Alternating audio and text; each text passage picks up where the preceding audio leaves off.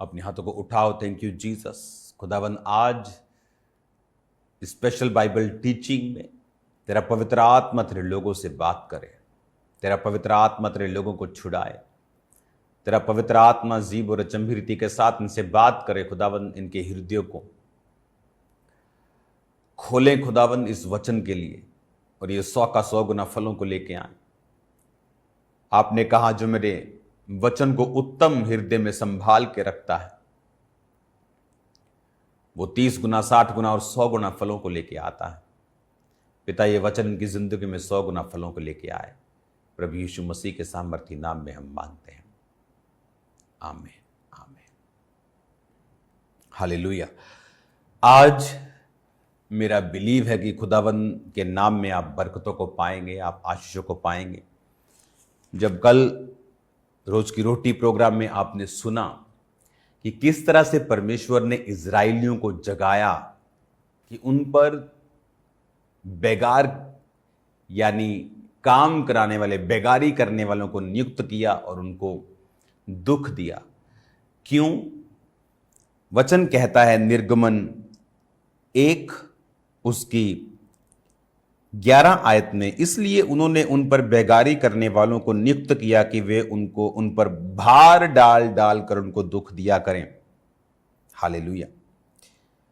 14 आयत में लिखा, उनके जीवन को गारे, ईंट, खेती के भांति भांति के कठिन कामों से दुखी कर डाला, और जब किसी काम में वो उनसे सेवा करवाते थे तो कठोरता का व्यवहार करते थे। कई बार आपको लगता है कि आपकी लाइफ में जो हो रहा है ये बहुत कठिन है, आपकी लाइफ जो है बड़ी मुश्किल हो चुकी है, सफरिंग्स हो चुकी हैं, हार्ड वर्क हो चुका है, लाइफ इज ए स्ट्रगल, ये वर्ड आपकी लाइफ में हो रहा है। लेकिन वचन कहता है ऐसा नहीं है। उनकी लाइफ में वो हार्ड वर्क इसीलिए था क्योंकि वो परमेश्वर से दूर थे। वो हार्ड वर्क एक कर्स के रूप में उनकी लाइफ में था। क्यों? क्योंकि वो भूल चुके थे कि परमेश्वर ने कहा था अब्राहम को कि मैं इनको छुड़ा लूंगा, 400 वर्ष बीतने पर मैं इनको छुड़ा लूंगा। हालेलुया। अब मैं ये चाहता हूं कि हम उस वचन को पढ़ें जब परमेश्वर ने ये कहा था। उत्पत्ति की पुस्तक 15 बाब उसके 12 आयत में लिखा, जब सूर्य अस्त होने लगा तो अब्राम को भारी नींद आई और देखो अत्यंत भय महान अंधकार ने उसे छा लिया। यहोवा ने अब्राम से कहा, यह निश्चय जान रख कि तेरे वंश पराए देश में परदेसी होकर रहेंगे और उस देश के लोगों के दास हो जाएंगे, और वे उनको 400 वर्ष तक दुख देंगे। हालेलुया। परमेश्वर ने कहा कि वे उनको 400 वर्ष तक दुख देंगे। अब जिस देश के वो दास होंगे उनको मैं दंड दूंगा, उसके पश्चात वो बड़ा धन लेकर वहां से निकल जाएंगे। ये वचन ऑलरेडी परमेश्वर ने बोल दिया था। जब वो परमेश्वर के वचनों और ग्रेस के नीचे थे तो बाइबल कहती है कि मिस्री जो थे चरवाहों से घृणा करने के बावजूद भी कि वो चरवाहों से नफरत करते थे। कई बार आप देशों में देखते हो कि कई लोग किसी खास कौम के साथ वो नफरत करते हैं। आजकल तो ये बहुत चल रहा है, एक धर्म दूसरे के साथ खास नफरत करते हैं। बाइबल कहती वो नफरत के बावजूद भी मिस्री लोगों ने इजरायलियों के ऊपर अनुग्रह किया और उन्हें बेस्ट देश दिया। क्यों? क्योंकि वो परमेश्वर के फेवर के नीचे थे और परमेश्वर के वर्ड्स के नीचे थे, यूसुफ की अनॉइंटिंग के नीचे थे, और इसीलिए वो बेस्ट ले रहे थे। और परमेश्वर ने कहा था कि 400 वर्ष के बाद मैं उन्हें निकाल लूंगा, और जब 400 वर्ष बीतने पर आए तो उनको प्रेयर्स करनी चाहिए थी, उनको मांगना चाहिए था कि खुदावन तेरे वचन में लिखा तू हमको निकाल। लेकिन वो अपने उसी जॉब में, उसी काम में वो इतने कंफर्टेबल हो गए कि भूल गए कि परमेश्वर का प्लान जो है वो कनान देश लेके जाने का है, यहां रहने का नहीं है। हालेलुया। बाइबल कहती है यीशु मसीह को मिस्र से बुलाया, क्योंकि जब परमेश्वर ने यूसुफ को, उसके बाप को दर्शन दिया कि तेरे बेटे को जो लोग मारने पर हैं, इसलिए रात रात उठ अभी भाग जाए उसको मिस्र लेके, ताकि वचन पूरा हो कि मैंने अपने बेटे को मिस्र से बुलाया। उसी तरह से परमेश्वर चाहता था कि ये मिस्र से अब कनान देश की ओर जाएं और पूरी दुनिया में मेरे नाम का प्रचार करें, लेकिन वो इतने कंफर्टेबल थे अपनी लाइफ में, और इसीलिए परमेश्वर को दुखों को भेजना पड़ा। उनकी जिंदगी, बाइबल कहती है, अब गारे ईंटों के कामों के साथ इतनी दुखी हो गई कि वो परमेश्वर की दुहाई देने लगे। और बाइबल कहती है कि जब निर्गमन की पुस्तक 3 और 6 बात में लिखा, फिर उसने कहा, मैं तेरे पिता का परमेश्वर, अब्राहम का, इसहाक का, याकूब का परमेश्वर हूं। तब मूसा, जो परमेश्वर को देखने से डरता था, उसने अपना मुंह ढांप लिया। फिर यहोवा ने कहा, मैंने अपनी प्रजा के लोग जो मिस्र में हैं उनके दुख को निश्चय देखा है, उनकी जो चिल्लाहट परिश्रम करने वालों के कारण होती है उसको भी मैंने सुना है, और उनकी पीड़ा पर मैंने चित्त लगाया है। इसलिए मैं उतर आया हूं कि उन्हें मिस्रियों के वश से छुड़ाऊं और उस देश में से निकाल कर एक अच्छे और बड़े देश में, जिसमें दूध और शहद की नदियां बहती हैं, अर्थात कनानी, हित्ती, अमोरी, परिज्जी, हिब्बी, यबूसी लोगों के देश में पहुंचाऊं। हालेलुया। परमेश्वर ने कहा मूसा को, मूसा जब 40 साल मिधान में अपने ससुर की भेड़ बकरियों को चराता था, इमेजिन करो 40 साल तक वो पैलेस में रहा, राजकुमार रहा, उठते भी थे तो पैरों के नीचे जूतियां भी दास आके रखते थे, उत्तम से उत्तम खाना, उत्तम से उत्तम कपड़े, इज्जत, शोहरत, पैसा। मिस्र की गद्दी कोई छोटी बात नहीं थी, मिस्र आधी दुनिया के ऊपर राज करता था। और बाइबल कहती है कि उसने मिस्र की ऊपर राज करने से मसीह के लिए दुख उठाना ज्यादा उत्तम समझा। और बाइबल कहती है जब 40 साल का होकर वो अपने भाइयों के दुखों पर दृष्टि करने लगा, उसे मालूम था कि वो एक इब्री है, वो मिस्री नहीं है। उसे गोद लिया था फिरौन की बेटी ने, उसे नदी में से निकाला था उसने, और उसे मालूम था कि वो एक इब्री है। हालेलुया। आपके पास अगर आप किसी चाइना के बच्चे को गोद ले लें तो उसे बताने की जरूरत नहीं है कि वो चाइनीज है, वो बीच में ही चमकेगा, वो अलग ही तरह का है। उसकी शरीर की बनावट जो परमेश्वर ने उसे दी है वो भी सुंदर है, और आपको मालूम होगा कि ये अलग, वो इब्री था, उसे सब लोगों को मालूम था। और जाकर वो अपने भाइयों के दुखों की ओर दृष्टि करने लगा, उनके दुखों को देखने लगा कि किस तरह से मिस्री जो थे उन पर दबाव डालकर काम को करवाते थे, वो देखता था। हालेलुया।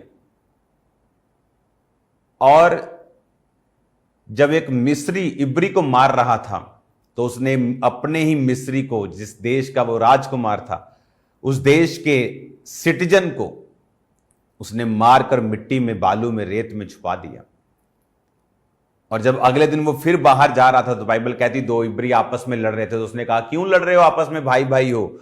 उसने कहा किससे तुझको हम पर न्यायी और हाकिम ठहराया है? क्या जिस तरह तूने कल मिस्री को मार दिया था तो मुझे मारना चाहता है? जब मूसा ने ये सुना, उसके हाथ पैर, सट्टी बिट्टी सब गुम हो गई। उसे मालूम हो गया कि बात, ये कत्ल, ये खुल गया है। फिरौन को मालूम हो गया, उसने मूसा को मार डालने की युक्ति की और मूसा वहां से भागा और मिधान देश में रहा। शरीर में सेवा नहीं हो सकती, इच्छा से सेवा नहीं हो सकती।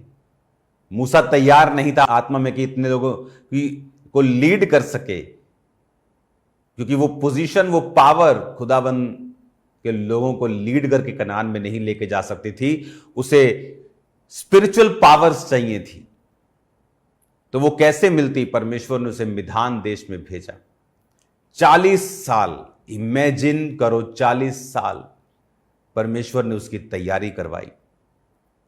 एक कत्ल करने वाले से ट्रांसफॉर्म होके 40 साल में वचन कहता है कि वो दुनिया का सबसे बड़ा नम्र इंसान बन गया था। मूसा के जैसा नम्र इंसान धरती पर कोई नहीं था। वो 40 साल में उसकी परमेश्वर ने तैयारी करवाई, और जब अभी भी वो भेड़ बकरियों को चराता था, इमेजिन 80 साल का वो था और अभी भी काम कर रहा था। और एक झाड़ी वो देखता है जो जल रही थी। वो जल तो रही थी लेकिन काली नहीं हो रही थी, भस्म नहीं हो रही थी, और ये अचंभा था उसके लिए। और जब वो देखने के लिए उस झाड़ी के पास गया तो आवाज आई, हे मूसा, हे मूसा, अपनी पांव से जूती उतार दे, जिस जगह तू खड़ा है वो पवित्र भूमि है। बाइबल कहती मूसा ने अपना मुंह ढांप लिया, डर गया। परमेश्वर ने कहा, मैं अब्राहम का, इसहाक, याकूब का परमेश्वर हूं। मैं अपने लोगों की चिल्लाहट के कारण, जो परिश्रम कराने वालों के कारण होती है, वो क्यों हुई? क्योंकि उन्हें मालूम था कि 400 साल बीतने पर परमेश्वर छुड़ाएगा, लेकिन कोई प्रेयर्स नहीं थी, कोई फास्टिंग नहीं थी, कोई रोजे नहीं थे, कोई पश्चाताप नहीं था। जैसा चल रहा था वैसा चल रहा था। और परमेश्वर उनको, शैतान को अलाउ किया कि वो उनको दुख दें ताकि वो चिल्लाएं। कहते मां भी दूध नहीं देती जब तक बच्चा रोता नहीं, तो वो रो नहीं रहे थे। दो तरीकों से आप अपनी जिंदगी में आशीषों को पाते हैं। एक है प्रेयर्स करके, प्रार्थना आप रोज बैठते हैं बिना किसी चिल्लाहट, बिना किसी इमरजेंसी के। मैंने लोगों को देखा है इमरजेंसी में प्रार्थना करते। अच्छा, बीमारी आ गई, 3 रोजे रख के प्रेयर करो, बीमारी खत्म, प्रेयर खत्म। वो इस तरह से परमेश्वर को इस्तेमाल करते हैं। लेकिन अब परमेश्वर ये चाहता कि वो 400 साल बीतने पर वो मांगे और चिल्लाएं मेरे सामने कि परमेश्वर अपने वायदे को पूरा कर। पौलुस कहता कि भविष्यवाणी के अनुसार अच्छी लड़ाई को लड़, लेकिन उन्होंने नहीं समझा। परमेश्वर ने मूसा को कहा, अब मैं तुम्हें भेजता हूं, और चिन्ह दिए कि जो हाथ में उसके लाठी थी वो नीचे फेंक और वो सांप बन जाएगी, फिर उठा लाठी बन जाएगी, अपना हाथ छाती पर रखकर ढांप तो वो व्हाइट हो जाएगा, सफेद हो जाएगा कोड़ से, फिर दोबारा रख के ढांपेगा, वो ठीक हो जाएगा। नील नदी का जल तो निकाल कर जमीन पे डाल देगा, वो लहू बन जाएगा। तो परमेश्वर ने उसे बोला कि ये चिन्ह तेरे लिए होंगे, क्योंकि वो जा नहीं रहा था, और तेरा भाई हारून तेरे साथ होगा। जा और लोगों को बता कि परमेश्वर ने उनकी प्रार्थनाओं को सुना है और परमेश्वर छुड़ाने के लिए उन्हें तैयार है। और अब बाइबल कहती है, आप किस पोजीशन के ऊपर हैं? क्या आप प्रेयर्स कर रहे हैं परमेश्वर की योजनाओं के हिसाब से? जिस मकसद के लिए परमेश्वर ने आपको चुना है, जिस काम के लिए परमेश्वर ने आपको चुना है, आपको इस्तेमाल करने के लिए, आपको एक खास पर्पस परमेश्वर ने दिया है, क्या आप उसे पूरा कर रहे हैं या नहीं? अगर नहीं तो सफरिंग्स हमें सिखाएंगी। इसलिए लोग बोलते हैं life is a struggle full of ups and downs, लेकिन मसीही लोगों पर यह बात लागू नहीं होती है। जब तक वो परमेश्वर के फेवर के नीचे थे, बाइबल कहती है यूसुफ उन्हें अन्न देता रहा। कौन है यूसुफ? यूसुफ जीसस का एक सिंबल था पुराने नियम का। 30 साल का होकर वो प्रधानमंत्री बना, 30 साल के होकर प्रभु यीशु मसीह सेवा करने लगे। वो उन्हें अन्न देता रहा, वो आज हमें जीवन की रोटी देता है। हालेलुया। उसने उन्हें गवर्न किया, सिर्फ राजा उसके ऊपर था। जीसस क्राइस्ट ने आज हमें, हमारे ऊपर राज किया है, और सिर्फ परमेश्वर, जीसस ने कहा मुझसे बड़ा है। न्याय करने का काम जीसस ने कहा मुझे दिया है। यूसुफ के पास भी वो अधिकार था, क्योंकि यीशु मसीह ने कहा था कि जिस तरह सब लोग पिता की जिस तरह इज्जत करते हैं, मेरी भी करें। हालेलुया। अब जब मालूम है कि मुझे प्रेयर्स करनी है और हम नहीं करते, तो जीवन फिर दुखों से, नाना प्रकार के लिखा ईंट, गारे, खेती के जो कठिन काम थे वो उनको दिए गए। पहले ऐसा नहीं था। पहले बाइबल कहती वो राजा के जो पशु थे उनके ऊपर अधिकारी थे, उनके ऊपर मैनेजर्स थे। हालेलुया। जनरल मैनेजर, कंपनी के सीईओ, ऐसी पोस्ट उनके पास थी। लेकिन परमेश्वर को ना समझने के कारण परमेश्वर के जो स्टैंडर्ड हैं उसको ना मेंटेन करने के कारण अब वो लेबर में आ चुके थे। और लेबर भी वो वाली जो खास गहरे दुखी होने वाले कामों को करती थी। बाइबल कहती पूरी कौम, कितने लोग थे उसमें मालूम? 20 लाख के करीब।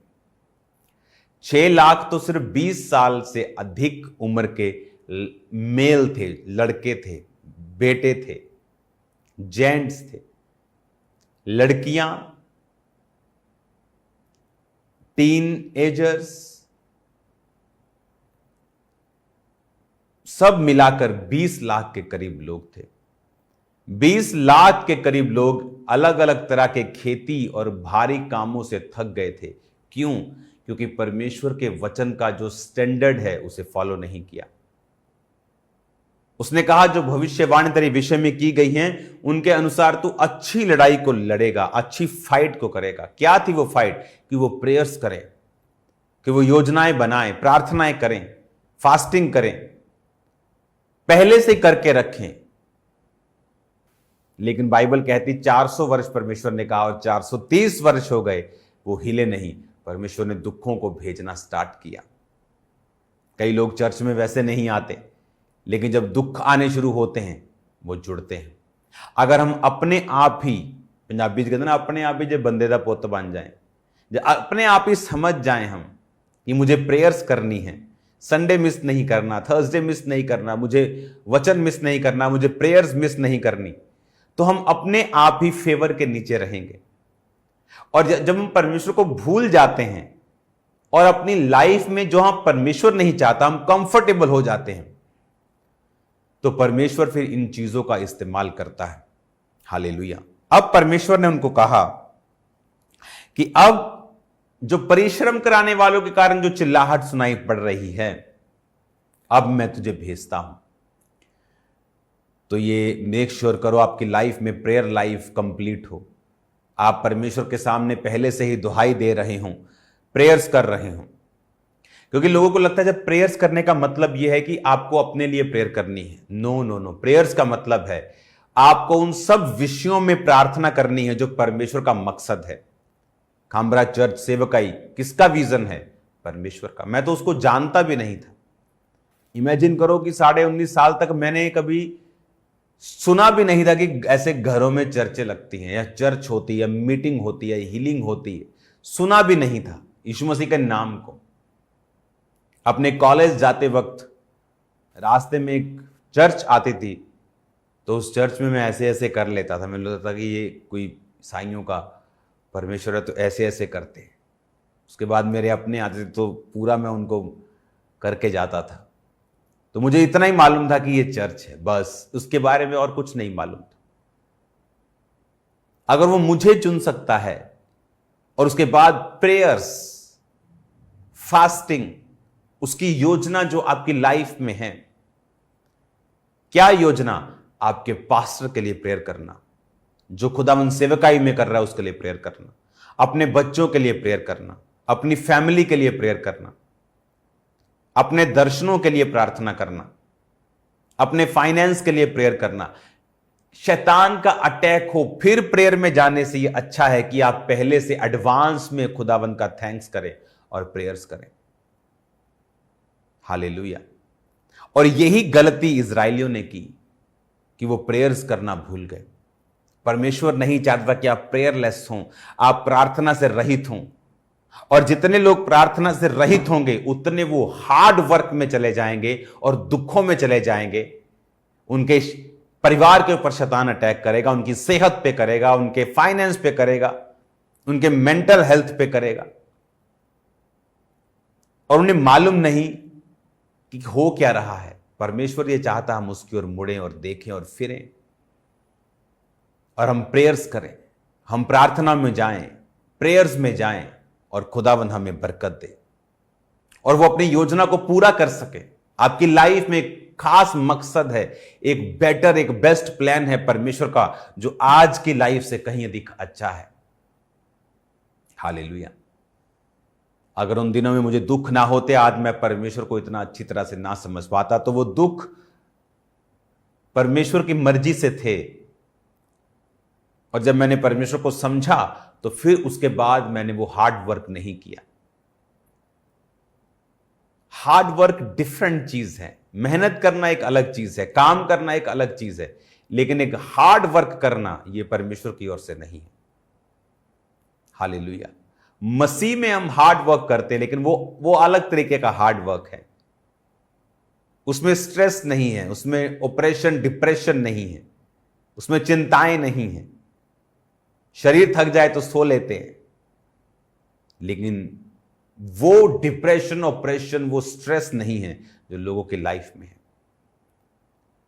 खुदावन आपको बरकत देना चाहता है, वो आपकी लाइफ में आशीषों के भंडारों को खोलना चाहता है। मैं आपको प्रोफेटिकली बता रहा हूं, वो आपकी लाइफ में वो आपको देना चाहता है जो आपने मेहनत से नहीं पाया, लेकिन आप सेवा से, आप खुदावंद के पीछे चलने से, प्रेयर से पालेंगे। अपनी लाइफ में एक टाइम बनाओ, अपने परिवार में एक टाइम नियुक्त करो जहां आप डेडिकेट होकर प्रेयर्स करेंगे, कि आप नहीं मौका देंगे कि वो दुखों को भेजे कि आप प्रेयर स्टार्ट करें। हालेलुया। इसको हम कंटिन्यू जारी रखेंगे। ये वचन आपके लिए सेम नहीं होगा। मैं लगातार प्रार्थनाओं में हूं थर्सडे और संडे के लिए, और मैं आपको बता रहा हूं खुदावंद बड़े काम आपकी लाइफ में करने जा रहा है। God bless you all. अब रोज की रोटी के लिए रोज तैयार रहो। खुदावंद आपको एक गहरी बरकत देने जा रहा है, मेरा बिलीव है ये। अपनी आंखों को बंद करो। आज शाम की प्रार्थना पहाड़ में खुदावंद जो लोग जुड़े, तेरे नाम में छुटकारों को और बरकतों को पाएं। जितने लोग देख रहे हैं देखेंगे खुदावंद तेरे नाम में बरकत को पाएं। अंधकार की शक्तियां इनकी जिंदगी में काम न कर सके, तेरी हीलिंग इनकी लाइफ में एंटर करे। मैं इन्हें तेरे जीवित नाम में आशीषित करता हूं, ब्लेस करता हूं खुदावंद। तेरे जीवित नाम में इन्हें आशीषित घोषित करता हूं खुदावंद।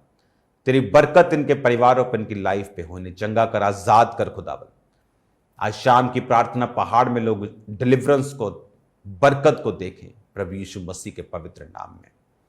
आमीन आमीन। God bless you all. जो 1 साल का बाइबल का रीडिंग कोर्स भी आप कर रहे हैं, उसे करना नहीं भूलना है, उसे पढ़ते रहना है। मैं तो ब्लेस्ड हूं आपको वर्ड देके।